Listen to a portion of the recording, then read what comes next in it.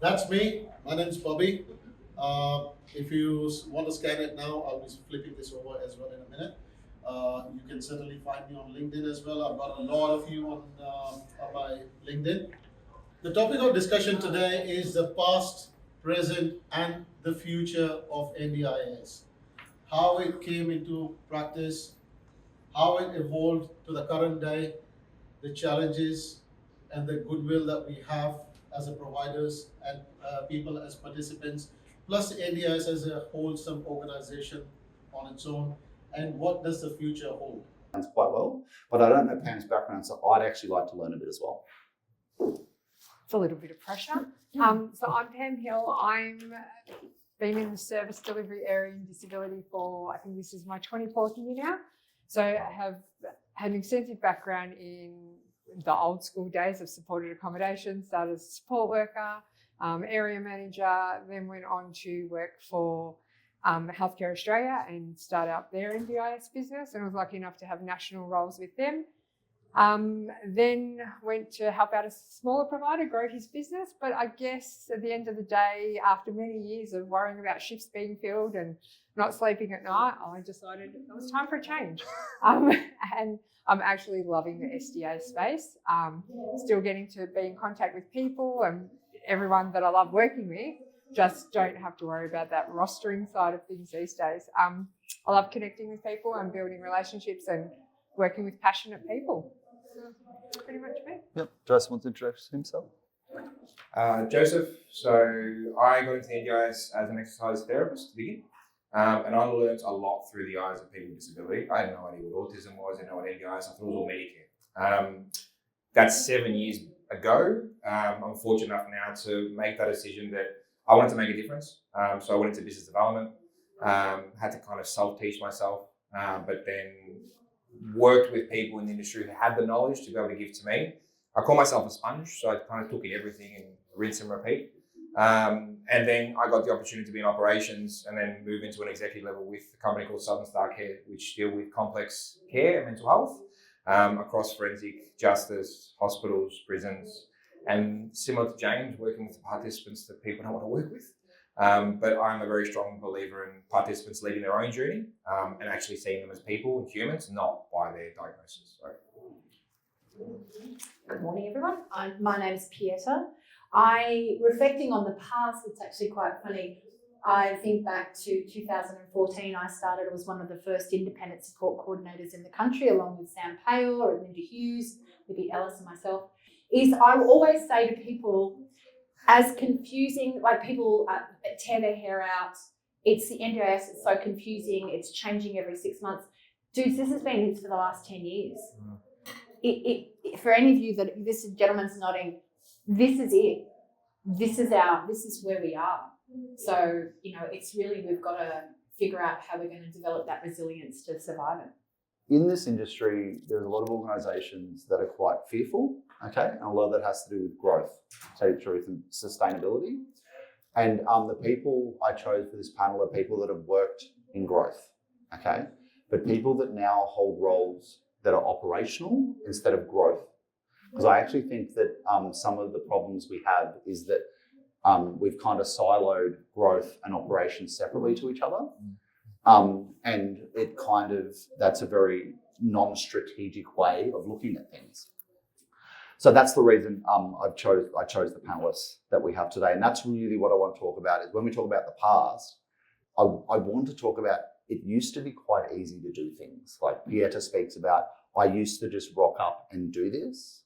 When I started in growth in the SIL area, there wasn't many providers. It was very, very easy to get a referral, and we were knocking people back left, right and centre. We were so focused on making sure people could cohabitate really well with each other.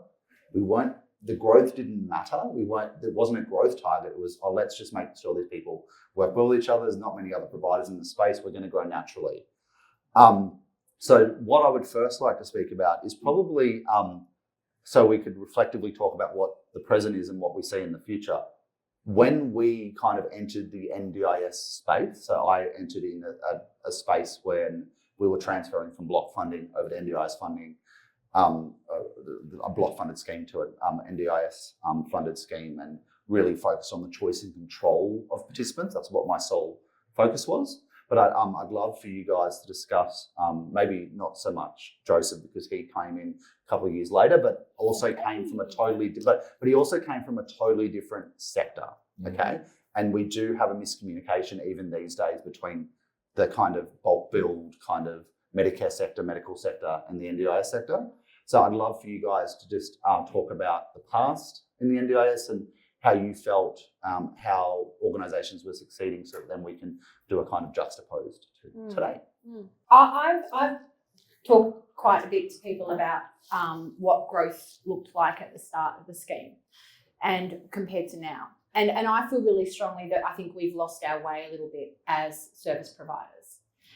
So what happened is when the NDIS transfer started years ago, there was a lot of investment in educating our participants and our community about how the NDIS work. And there was a big focus on making sure that people understood. So what we saw was that for providers, they went out and they did information centres and sessions and they connected with their community and they brought their community along with them on the journey. And they helped the community understand what was available and what wasn't. So I did a lot. I did a lot of consulting. I travelled the country.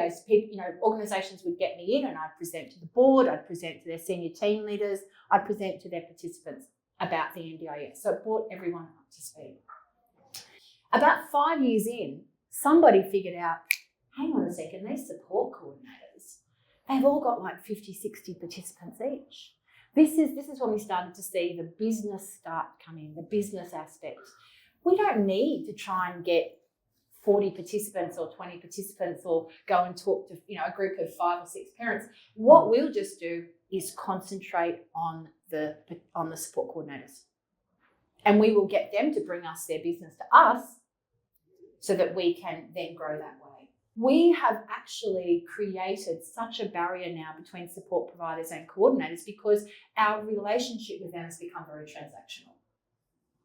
There's very little information flowing between support coordinators and service providers because so many of them just have an expectation that as soon as you pick up the phone for a service provider, it's going to be a pitch, it's going to be a request, and it's very one-sided. So for me, one of the things that I think we've lost our way with is who's talking to our community. Are we, and this is not just exposed, but who is actually out there talking in our community? Because the other thing is that while there was a huge investment at the start of the scene to educate participants and their families, somehow magically 10 years later, the person whose child has just got a new diagnosis, they're supposed to have absorbed all this information magically by osmosis and supposed to understand the scheme. Of course they don't. What role do we have as service providers as part of this continuous education of our participants? We've lost connection. And through losing that connection as well, we've also lost the opportunity to manage expectation. Because we're not having conversations directly with our participants to help them manage their expectation of what we can do as service providers and what their funding actually can achieve for them. I think you're spot on there. And something that stood out to me a few weeks ago is I had a man who just said, I've just got my business registered. I was at an expo, came up to the table, he said, do you have a house with a participant that I can have? And I was like, no, that's not how it works. So again, I think, from when we started, back at the start of NDIS, they were all known companies. There wasn't as many. Now there's so many. So it's almost the education for the new providers as well. And how do we do that? Just to support both of them, I'm going to throw out some stats that might not be 100% real, but in my head, they're 100% real. Okay. So I believe that at the moment, there are about 217,000 people on the NDIS within Victoria, something like that. Yeah. And about 140,000 of them are new to having supports during the NDIS, okay? And in the last quarter, we've had just under 5,000 people added to the scheme. Very broad numbers, but it's something like that, okay? We've also seen a massive growth within service providers over the years, massive, massive growth to the point where I believe this postcode alone has, if you look at postcodes and look at registrations, about just under 5,000 service providers that have this postcode within their operational area. So we have a massive overflow. And when Pam mentions the new providers going, I want this or I want that, can you give me a whole house? I think there's a real misunderstanding of where the sector's come from, and that that it's not about a B2B in theory. It's very much about what the participant wants, and the providers that have been in for a long period of time. Well, there's some big providers that I might question that that's always at the forefront of their thoughts. But I think a lot of the providers that are in that medium-sized space are very much focused on dealing with the participants and what the participant wants, and making sure that that person cohabitates with other people well and has the right therapists and stuff like that. Also, like, just what calluses have we created on organisations, right? Because we've rubbed against them so much, we've created calluses. I remember back in the day, I used to ring MS, Canberra, Victoria, and say, hey, look, I'd love to come and do a presentation for your participants about how to use their funding better, or about this new line item or whatever else. And they'd be like, oh my God, amazing, that'd be great. But you ring any peak body now and they're like, bang, shut you down straight away. These are the calluses we've created on all, we've shut down just by continually trying to push and get in a transactional way. I'm really concerned about that. I've spoken about this for many years, but I think we have small businesses, we have medium-sized, and we have large businesses, and they need to have three different approaches. That small business approach is we need to sell to grow. I think once you get to a medium-sized business, if you are doing a good service, that good service will grow your business and sustain your business. And when you start doing good service, people, instead of you having to request to meet with people, people request to meet with you. So where I currently work, we have a hub, and at least once a week, we have a service that is outside of the NDIS come past and go. We had domestic violence pop in the other day and go, hey, can we just speak to you? Because we want to understand what you guys do and how we can work together, okay? Because they've heard that we're doing something that might residually come into their space. We have random support coordinators turn up. We have random participants. We had, the other day, we had 4 people turn up that just deal with homelessness to home, from street to home. And they came in and said, look, we don't know anything about you, but we also understand that there could be a chance that our people just rock up here. So we'd love to have a relationship with you because you have a hub where people can drop in, and we don't know what you do. And so we'll build a relationship that way. So it's because we're doing a good service in the community, and the community knows that people start coming to us. And I think we'll also see that with a lot of the support coordination businesses. So in the past, I used to meet with full teams of support coordinators. One of the things we see in the sector is that most people are new to not so much just the NDIS sector, but the whole community sector as a general. And I think that's where some of the approaches that we're going to talk about later get lost. I just wanted to do that stat while we were sitting down, or while I was remembering it. So the next question I have for my panel is actually around 2025 has had bad press. And I don't want to talk about the bad press by itself, but it's had a bit of bad press. Where anyone that saw me present last week, I spoke about the difference between a hug and a squeeze. And some people feel like they're being squeezed out of this industry, and some people feel like they're getting a nice firm hug. So I really want to talk about what our learnings from this year were around, because we do in this sector, we are seeing constant change every year.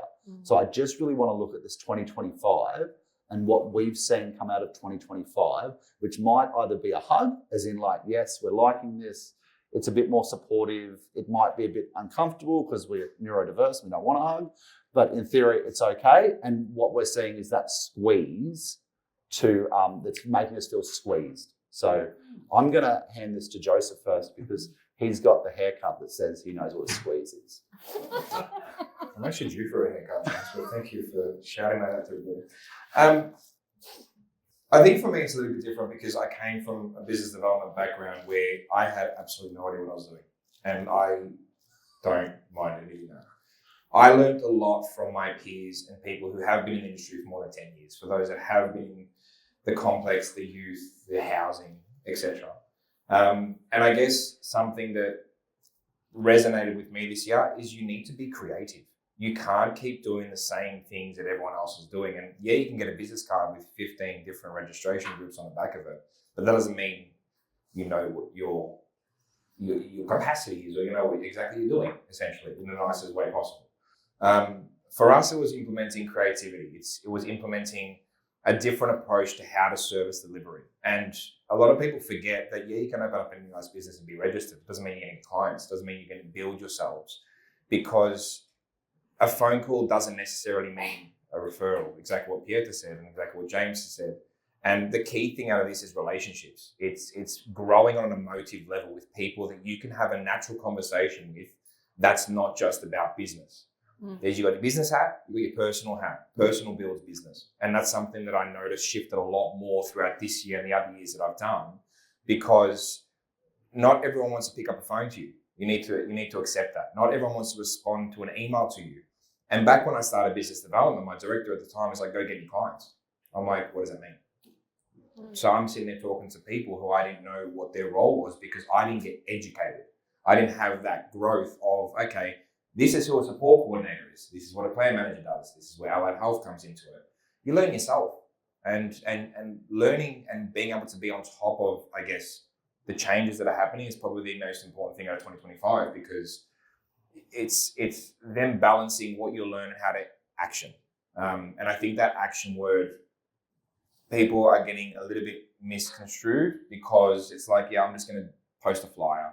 I'm going to put a real estate accommodation thing up on LinkedIn or a group, and I'm going to say, yeah, I can do what you got to do, but tell me about you. What's your story?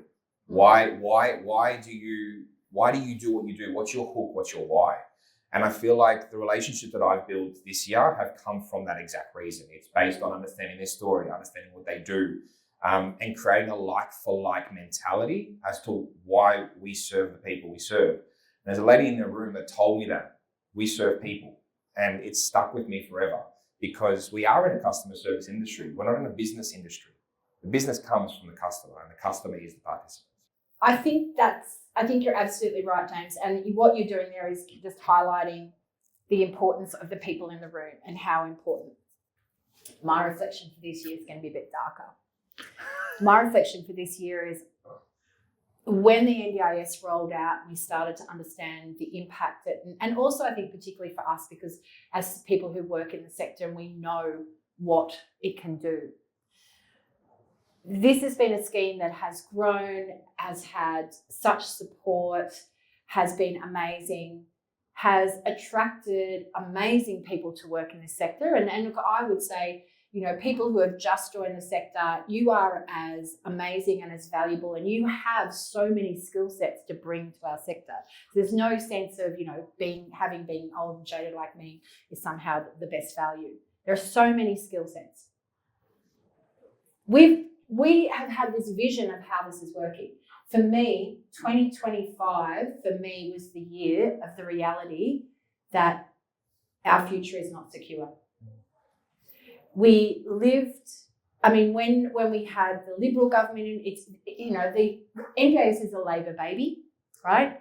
And so we always felt like while we had a Labor government, we had predominantly Labor states, that we would have, you know, this scheme is secure. And I think for me, what 2025 has done is gone, wake up. This is not just going to keep going. If we as a sector don't sort ourselves out, and we're talking about self-regulation, we're talking about honest reflection on how we impact and how we operate. And I think, again, you're spot on, and it comes back to that provider knowledge as well. So at the start of the year, we had some big providers go. I worked for Anecdo for 17 years. So when that news hit, it was like, wow, I thought they'd be around forever. But you put your compliance hat on and you look at all the changes over the years, and it's like, well, were they ready? So I think, again, you know, in any business, you need to really be on top of your compliance and know your business, definitely. And in their advertising, they didn't advertise. They did no advertising whatsoever. What they did is they invested so much in company culture that the company culture is what advertised. So on LinkedIn, all of their staff are like, this is great. Whenever we work here, 70% of what we make is donated to this. So it built a company culture, and it started to show the good that this company is doing. Yeah. I'm not, just so you know, I do not put any questions No. to the panel. I make them up as we go. So them all going like is because I make it up on the spot, because that's how I work. So who wants to be the first person to kind of, you know, fill themselves with sandpaper and try to answer that question? I'll go this one. Simply because whenever James and I talk, this is how we talk. It's just constant. And what about this? And what about that? And what about this? Yeah. Keeps you in toes, good. I think the key to this is transparency. And so one of the things in terms of how we've been perceived as a sector in years. So I was actually saying to James, so years and years ago, if you said you worked in disability, people go, oh, that's so lovely. You're such a good person. Oh. Now, I was telling James this story. We work in a shared office space, and we have a little office. We've got our little Care Fast office, and there was a couple of guys from a new business that were going around. Great, had big donuts walking around introducing their web developers. What do they do? Tell us about your business, you know, and they're telling us about it. I said, what do you do? And I said, well, we work in the NDIS. We support people with disability. And they went, oh, that's really great. It's a bit dodge though, isn't it? Literally. So this is what people think. So for me, this is because the perception has missed everything in between. It's gone from to read the latest news article about somebody who's defrauded the NDIS for $3.5 million, right? So what part do we play in that? Can I tell you, every single NDS slide that comes out, every single business assessment is done. Tell me, people, what is the profit margin we're expected to work on? 2%. What is generally, like every single thing you go to, we are expected to work on a 2% profit margin, right? We need to be more transparent about the costs of our operations, the complexity of our operations, the burden of our regulatory obligations, just how tough it is to work with people. So we have to stop absorbing and going, yeah, I work with people with disability. It's amazing. It's such a great thing. It's so great to serve my community. I love it. You need to go, yeah, I work for a disability organisation. It's probably it's the biggest employer in Australia at the moment, and it's probably one of the toughest business environments that you can find. And quite frankly, to stay in it, you have to be committed and you have to understand what you're doing in your community. This is what it is. It's tough. We don't need to complain about pricing or anything like that, but we need to be going, it's tough. And working with people with disability and their families and their communities, it's tough. We need to be saying that externally. We need to be much more transparent with our participants about what we do, what we have to charge, what it takes to run a business. Because I think we've also taken on the persona and gone, it's okay. It's okay. I'll fix it for you. I'll fix it. I'm Bob the Builder. I'll fix it. We have to actually go, look, you know what? That's not going to be possible. But I can transparently show you why. And I think that's one of the things we have to get better at doing, is being honest and upfront about how tough our jobs are and what we do to make things work at the end of the day. If we're talking from an internal perspective, for us, we celebrate our small wins in our team.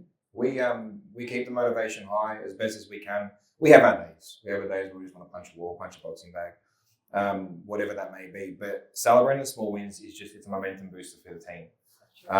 Being able to give them the support when they ask for support, not saying, oh, I'm busy.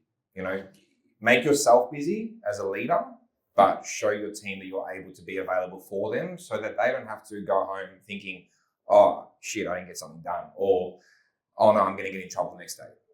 Yes, there's disciplinary actions, but like if you do something like extravagant, absolutely, but support your team. I think that's something that we do really well within our organisation. And even with people that work on a business-to-business relationship, like it can be on social media, like, you got, the social media hot girls on Instagram, oh my God, you look so hot, that kind of stuff. But like, imagine that NDIS version with like, okay, that's really, really cool. You achieved that really, really nice. You know what I mean? Like it's stuff that you can create a nice culture from just positivity. From an external level on that NDIS side of things, I think I agree with Pietro, like transparency is everything. And being able to say no. I think no is very powerful in the sector. Not being able to understanding your limitations and not being able to take everything on board just because you think you can. It's great that you can, but you're not always going to get it right. And I guess saying no also then links to who you are and who you represent as an individual, more so than your organization, because the reality is people network with who you are, not where you work, and they want to know who you are, what your story is and where you've come from and what you can do to make a difference. And allowing participants to lead their own journey, I think, is probably key as well. And that comes with that information. It comes with that transparency. It comes with giving them an opportunity to be a voice and not make a decision for them. Because when people see that, they're like, "Ooh, who is Joseph and what is Southern Star Care doing? Why are they doing it differently?" It's because of these simple things. And that then starts to resonate with other providers. And we know we have the copy-paste businesses. A lot of people just kind of, "Oh, that's working, let's just do it," right? But I think we can use that mentality with how we can promote good culture within our sector, despite the negativity. Yes, you got a fraudulent provider. Yes, someone's ripping someone off in an accommodation setting. But what's not spoken about are the people that step in to fix that problem and then be a problem solver. And I think you're 100% right there, Joseph. With the no's, I was just thinking, recently I've had a scenario where it's been a no, but I've still built that relationship to be able to say, if this next move doesn't work out for you, come back and maybe we can revisit it and what it is. And, it's about funding levels and stuff and what you can do and you can't do. And again, people can't run at a loss. It doesn't affect us as an SDA, but as a SIL provider, we can't be having one person living in a house with 1 to 3 funding. It doesn't work for anyone. So building those relationships. And like you said, in that middle ground, I have people coming that I worked with 10 years ago going, can you help me understand my plan? Or, what do I need? What should I be asking for? And so it really does come down to that relationship stuff. I think as someone who's also been passionate about representing participants' rights for so many years, we understand that we talk about a participant, if they're being supported, should feel safe, they should feel supported, they should have the right to be able to speak and input and be part of decision-making processes, and they should feel valued. So my thing is that if we look at that's the environment we have to create in our support environments, how is that reflected for our support workers? Do they feel safe? Do they feel supported? Do they feel heard? Do they feel like they can be part of a decision-making process? And do they feel respected? And this is the really tough work, because I think along with the things becoming more transactional in our sector, I think one of the things that has also become transactional is the role of the support worker. And support workers have become much more aware of their value. And I think that has driven a shift for the last couple of years. I think what we need to now, as people that are delivering supports and organising teams, is look at how we create that culture, because that is how we create stickiness and longevity in our sector as well. But that's tough. That's really tough. You also would know that from December 1st, you have Fair Work, mentally healthy workplaces is coming into play. I would really encourage you, if you have a business, to make sure you understand that, because this is about creating safe psychological spaces for people who work. And this is going to be some of the toughest stuff that we have to do in the next 12 months. But what a great investment to make, knowing the incredible impact it's going to have on service delivery, and as you said, that wider impression. I was in Sydney about a month ago and we were talking about that. They actually brought an international speaker from overseas to talk about building psychological safety within organisations. And a lot of people in the room thought that what it was looking at someone. So if someone, say you've got someone with neurodiversity in your workplace, is making reasonable adjustments for that person. And what they're saying is psychological safety is building a culture within the organisation which allows people to be seen and heard and represented. If your company is making people be seen, be heard and representative, you are having an organisation that is psychologically safe, okay? People should be able to say, I have a problem with this, or I have a problem with this approach, and it shouldn't be met with opposition, it should be met with conversation. Everything should be met with a conversation so that people constantly feel safe in having an opinion, being seen and being heard. Our director is probably one of the most passionate people I have ever met, And we're going to document what her physical passion looks like. We're going to document how, when she meets with a participant and speaks with them, not so much the physical tone, but the way in which she approaches someone, the way in which she leans down to meet them eye to eye. Those kind of things show the externals. Like a lot of people didn't like Bill Shorten, and there's negatives and positives about that. But one of the things I would always say is whenever I met with him, he always knew how to position his body in relation to someone with a disability. He always knew how to make someone take all the politics out of it. If you actually look at him, he always met at eye level with someone. He always leant down, and that's a really important thing to be showing. And what this director does is she always, if someone's in a wheelchair, she will always pull a chair up. Yeah. She never stands above them, and that kind of showing that physical nature. And then we're also going to be having a lot more conversations with our staff members around their stories and having the participant hand this over. And on it said team player, something like that. So it was from a business perspective, but the way the participant gave that over was like, the participant basically said, I'm this old and I've had support workers for this long, and these are my disabilities, and you're the first person that make me feel seen, okay? Which is an amazing thing to have in a culture, because she didn't feel like she fit in. The participant feels like she's never had an adequate amount of support or someone that understands her. We're not going to document that and push that out there, but by building that culture, it will residually come out.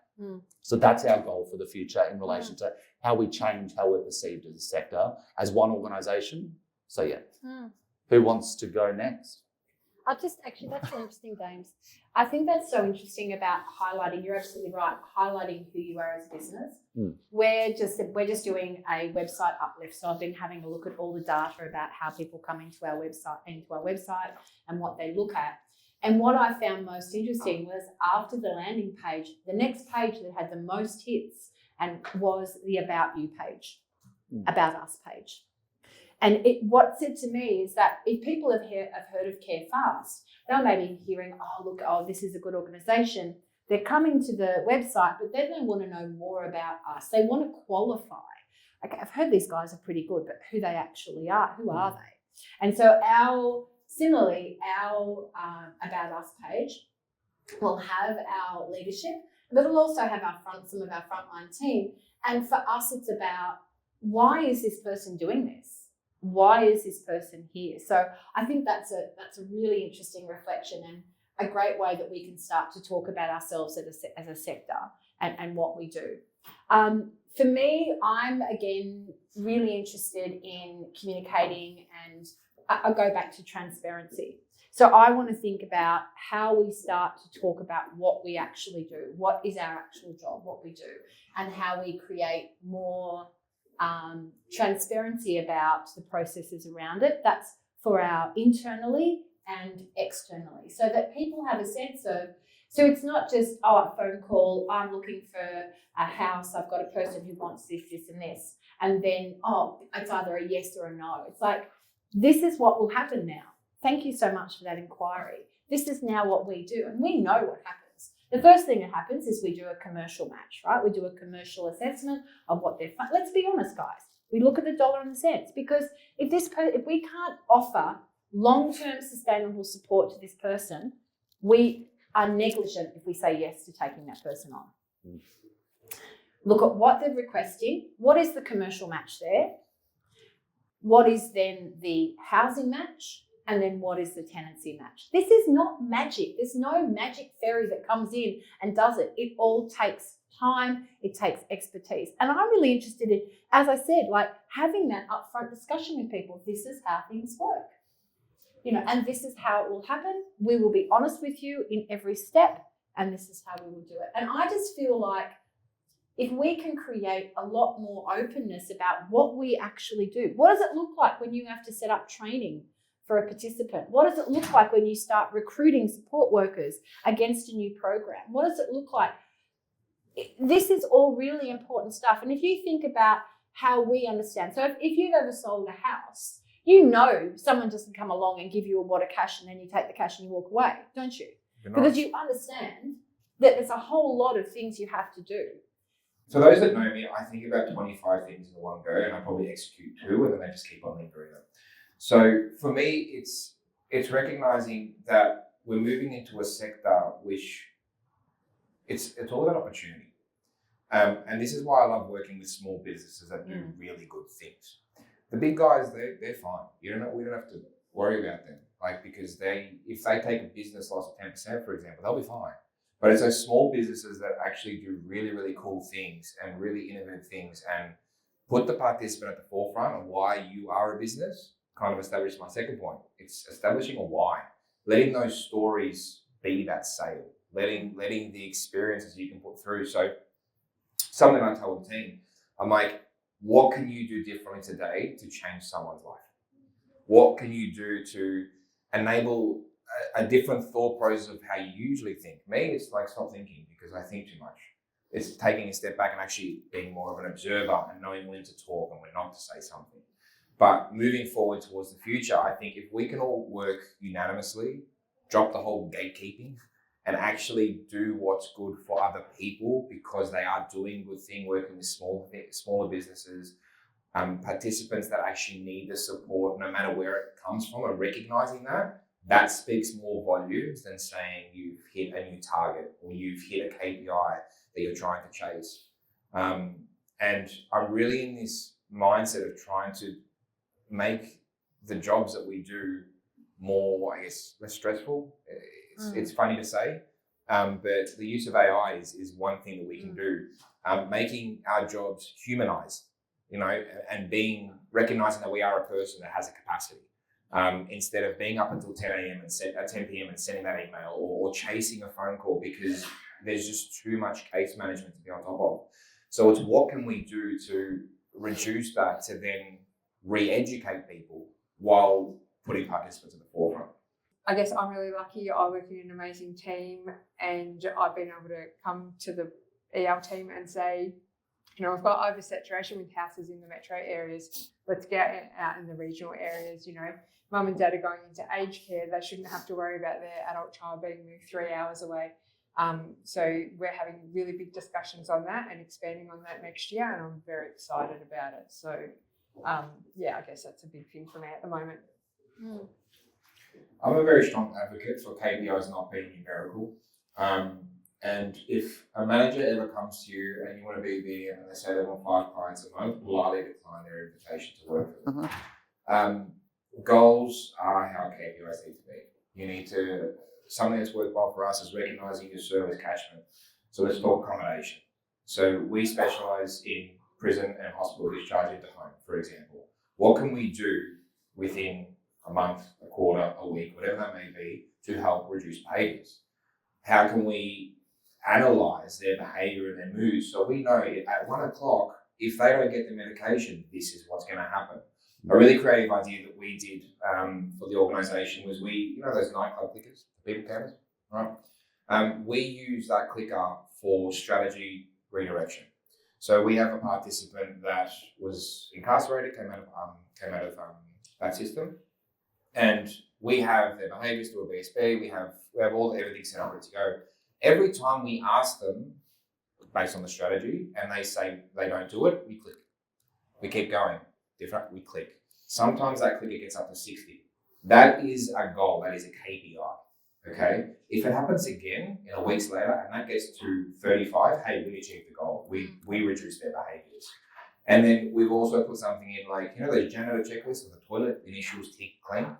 That inspiration, I created a system where you measure sleep, mood, behaviour, stress between certain times of the day. So similar model on that chart, where between 10 and 12, what's their mood out of 10 or out of 5? What's their stress level out of 5? So then we know if we're introducing new members into the care team, we've got measurable data, not in the form of a number, but in the form of behaviour. Where we're like, okay, if something is missed at 11:30, for example, between this window, this is what's going to happen. So KPIs, yes, as a business perspective, they're going to be percentage, they're going to be marginal, they're going to be numbers. But we also need to remember that we're in an industry where it's people-led, it's people-focused. So being able to advocate as a business of how we're going to implement goals for KPIs That can be implementing a sensory room into an accommodation facility. That could be something where you're really trying to allow a participant to skill develop. It's like a goal could be, how many people can we get into employment by the end of the first quarter? That is measurable, because that will naturally come with good faith, it will come with good communication, and you'll naturally be able to get conversations which you never know you could have based on the good you were doing. So for us, it's more letting the participants lead their journey, lead what they want to achieve, but then us thinking on that back end of how can we measure our own goals, which aren't numerical, because if you're doing the right thing, guys, your numbers will go up naturally as a business, right? You don't need to continue to say, oh, I have a house, I need 2 participants to fill it. No one gives a fuck, sorry, like respectfully. They care about what good you do. It cares about what are you doing in your home that does something differently. I just want to add, one of the things you would have just noticed is that when Joseph was talking about goals, he wasn't setting them, he was asking a question of his team. At the same thing where we spoke about mental health safety, the general manager of Tesla was there, and he was talking about, he did this whole thing on how Elon Musk manages people, and how he gets performance out of people. And one of the things he said is Elon Musk, this guy's been there like 11 years or something, working on anything. He's like, he's never ever told me to do anything, ever. He walks into a room and he'll go, how are we going to fix that door? What could we grow this business to? And what it does is that the whole team has buy-in around what it's going to be and what the outcome's going to be. So everyone's kind of a bit more heart-led. He's like, the guy's a prick in theory, but the way he asks questions makes people want to be a part of things. So he never ever says, your KPI is to change all the doors on this. I want half of the cost, blah, blah, blah. He'll walk in and go, how much money do you think we can save if we made something half the size, made a factory half the size? And they go, ooh, I don't know. He already knows that he wants half a factory and he wants this much gone. But the way in which he asks it means that he has buy-in from his team, which helps with the culture. So, yeah. I'd suggest to any business, before you're going out and creating growth targets for yourself, the first thing I would suggest you to do is have a look back over the last 12 months and have a look at any delivered care that you've lost. How many clients have left your service? Bad days can trick you into thinking that we have bad lives. But even if you had 100 bad days in a row, that's only 27% of the year, and tomorrow could be great. Okay? And this is what we need to be supporting our staff. These kind of things and these little touch bases that we do with our participants and our staff members really changes the perception that we have of them and the perceptions they have of themselves. And it helps open up that communication. The other thing is that that also thinks it'll help people change how they think about our sector residually. So I hope you all enjoyed today. I believe there is food. They're in green and white boxes, which means it's Subway. I'm very good with brands. If it was yellow and red, it might be McDonald's from across the road. So, I hope you all enjoyed. I want to thank my panelists. I also want to thank Bobby and Sam. We're continuing to do this next year. And what I'd really like is if you have a topic that you think needs to be discussed, if you have a topic that you believe you could be a panelist for as well, I'd love for you to reach out to me. Bobby just kind of calls me up and goes, we're doing it on this day at this time. Who can you get? I think that we really need to diversify who's up on this panel, but I think I can't understand everyone's backgrounds. So if you have a background that you think should be showcased and you have an approach that should be showcased and you're a part of being a group conversation that's not heavily facilitated previously to turning up, please reach out to me because we'd love to have you up on the panel next year. So thank you very much. Thanks, Sam. Thank you, everyone. Adding on to the point about inviting topics what you would like to know and discuss, you can definitely reach out to Samantha as well you can reach out to James himself as well through LinkedIn. That will be a direct, better contact for you to get some responses and answers to your questions and some areas of understanding what you would want to know directly from the man. But at the same time, if you would want to reach out to Samantha as well, the email would be marketing@wisehealthcare. If you do send it in, Samantha can compile all those topics and everything and send it to James as well for you. But that would skip out your direct questions or anything that you can ask James. So we are open to any new topics that you think that you've got good expertise or you've got good understanding and knowledge that you would really want to share with everyone here and outside. Please do reach out.